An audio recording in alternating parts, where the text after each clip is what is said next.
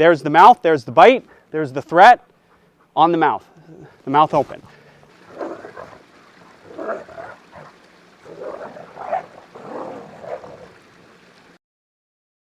This intact 11-month-old English Cream Retriever is one of the most emotionally intelligent, athletic, stubborn, and dominant dogs I've ever trained. I'm going to do a video breakdown of him meeting Prince. He looks pretty good, right? What does this look tell you in your gut? Doesn't look perfect by any means. Then you kind of look at him and you go, oh, he looks pretty good. He looks nice. And he does, and he is nice. But you got to take those little looks for what they are. Now look at Prince. Look at his head cantered. Prince is like, I don't want to fight. Now notice the tails. That's one of the first things you're going to notice probably is he is happy, quote unquote happy. I have trained this dog. This is the first meeting, but I've trained him. It isn't pure happiness. In a way, he likes the game of it more than Prince. Prince doesn't really love the game. That was a play bow into a jump. It's a pretty cool move that most dogs have never learned. He sort of feigns the play bow to get into a dominance jump. It's an unbelievable move. Now, who wins this dominance battle? And for sure, it's a dominance battle. Prince gets higher, but look at Prince's legs. Prince gets moved more. So Prince gets higher, win for him. English Cream Retriever moves Prince more, win for him. I would say that that's a draw. And look at Prince's hair up. Until these two guys figure it out, they're not really going to be able to be friends. They need to desensitize to each other. They need to smell each other. They need to wrestle. They need to figure a lot of stuff out. Look at his tail. He loves the game. And it's a game. Lip lick from Prince saying, I don't want to fight. You're going to see lip licks, a lot of lip licks. Oh, see that athletic part? Prince went up for a little dominance move, and he moved. Now I'm going to get him off of Prince right now. Now they're just desensitizing to each other. This is an important part of dogs getting along, is just being around each other. And that's where these muzzles come in handy, is nobody has to freak out. Nobody has to be tense because one of the dogs or both of the dogs is in a muzzle, so everyone can relax, which is the natural state of affairs of how the humans should be in this situation. They're starting to get happy, looking good. Prince is still stiff. I think but there, right there, like looking happy. This guy's tail's wagging. Doesn't mean a lot. Now, I have to be careful of the golden child syndrome with Prince. I'm not like that with my kids. Prince is not perfect.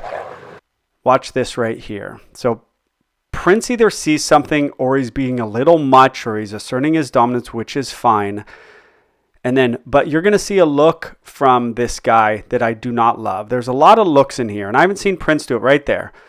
It's again with that hard eye contact. Hard stares are not a great thing, but maybe Prince was just a jerk to him and he felt like he needed to do it. Now he's starting to look good. So why is this important for this dog? This dog has not met a lot of dogs. He is at his core a dominant dog. He just is. So this guy needs to meet dogs and be given the time to go through this process. So he's learning right now, even though he's emotionally intelligent and he's very physically gifted, he's still learning what he can get away with other dogs. And with Prince, he's getting away with some things. He's getting kind of corrected for other things. It's just a good process for a young, very confident dog to go through with what he's going through right now. At his core, he is a very good dog. He's just made the way he's made. He's made dominant. He's made stubborn. He's made intelligent. That's just how he is.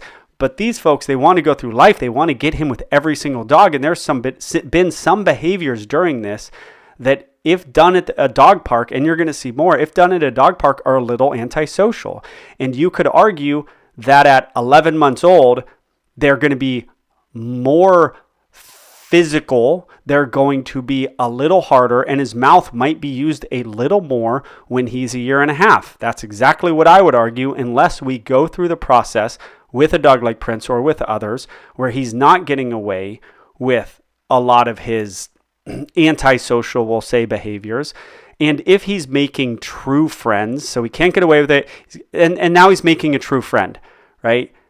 Making a good friend, and good friends are important, and friends that tell you what's up and what you can't do in life are important. There's his play bow into a jump again.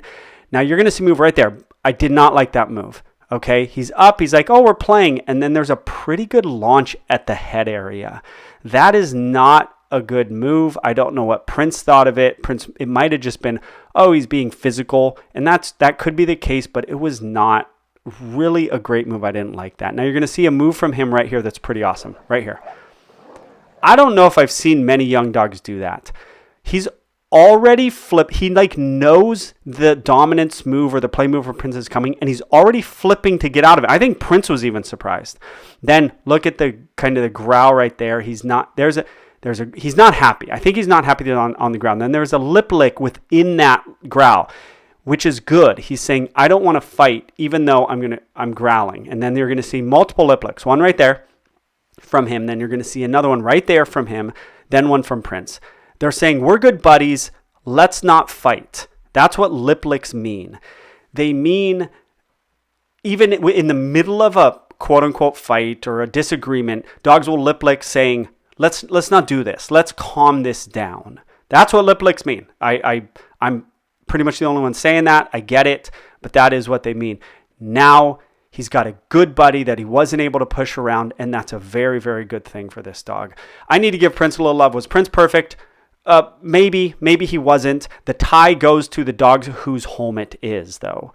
Now they're going to go, yeah, like you won't let some young buck come into your house and be dominant over you. I don't think Prince should do it either. I would never let Prince go to another dog's house and try to be dominant over him. I just wouldn't, especially an older dog's house. And Prince is 4 years old, and this dog is 11 months old. Now watch this move. I didn't love that. He's running. It's a mistake, I think, but he runs into Prince, and it's right at the neck area. Prince doesn't like it. Now I want you to watch the lip lick from him. Now he has evolved over this 10-minute session to where he even goes, I'm sorry, right? See the lip lick right there? He's basically saying like, sorry, I got rough. I ran you into the fence, and he kind of understood it. Now, if I would have let them down there at the very beginning, you think we're going to see that lip lick from him or that backup from him if the first interaction they had was down there? No, he would have gone hard at Prince. He would have slammed Prince into that. Look at that flip. I even think that flip that from him is an athletic move. It's so fast. He's just a very, very... He's an impressive dog. It's like he knows who he is. It's tough who he is. Like if he was a guy, he'd be like, or a human, he'd be running a company, right? He'd be a CEO. He'd be somebody who isn't afraid of conflict. He'd be the boss, right? So we're going to get to original audio here in a minute because he's going to do some things when I try to take him and I try to move him, which is a problem for the owners. They try to grab his collar and he mouths them and he flips and he does it to us and he's done it to our trainers. So this is now original audio. If this video helped you, please subscribe to this channel. Come on.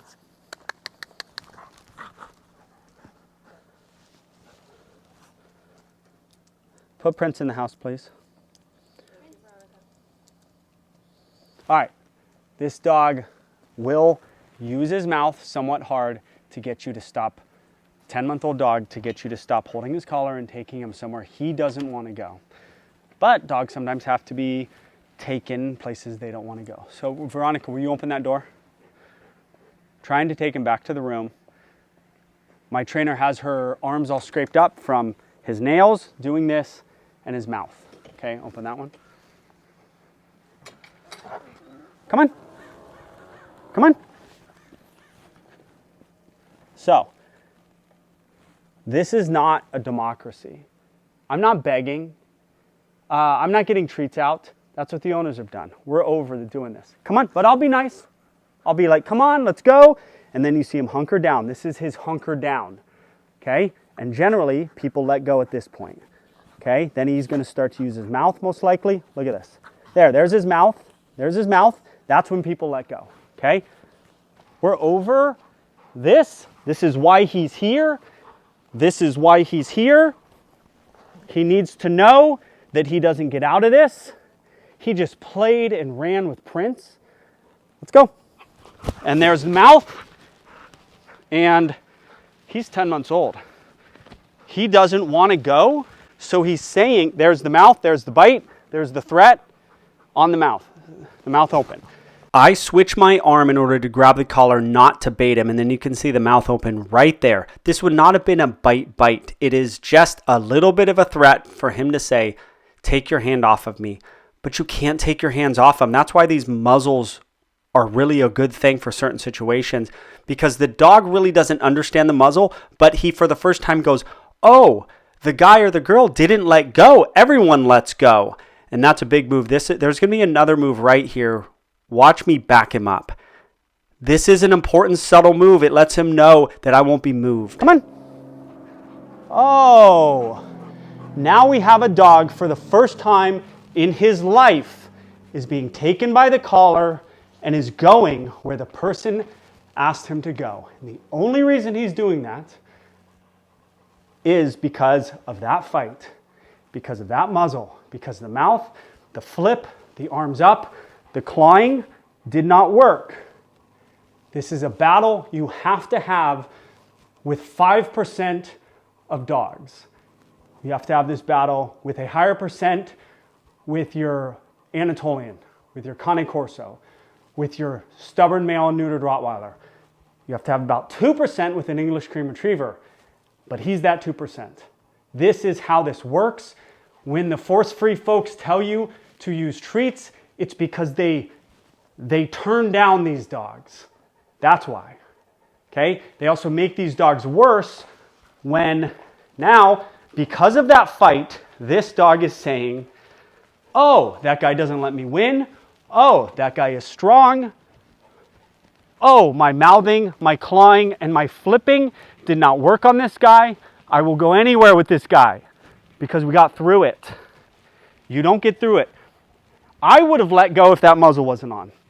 I'm not getting bit for the sake of training this dog that behavior, but I have the tools. I use the muzzle, I win the battle, and then we're over it. If you think for a minute the muzzle is the reason he gave in, oh, a little try, a little mouth. Oh, look, let's see if we can't get him. Follow me, Carly. Now he's going to his room. And we have a follower for the first time ever in this dog's life. Let me repeat, ever. Okay, that's the video. Tough 10-month-old, intact, dominant, stubborn. I will use every tool in my toolbox to get out of anything being grabbed, going through doors, and dogs. That's the video.